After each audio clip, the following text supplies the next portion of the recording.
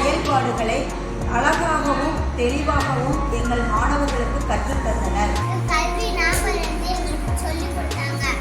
அச்சு ஓவியம் சொல்லிக் கொடுத்தாங்க. ஓவியம் சொல்லிக் கொடுத்தாங்க. நாடகத்தின் வரைமுறைகளை கூறினார்கள். பின் பாடலாகவும் அதனை மாணவர்களுக்கு கற்றுக் கொடுத்தார்கள். முன்னாடி பார்க்கணும் முதுகை காட்டணும் என்ற பாடலை மாணவர்கள் அனைவரும் விருப்பத்துடன் பயின்று பாடி மகிழ்ந்தனர். 2 மணி நேரம் சந்தோஷமா இருந்துச்சு.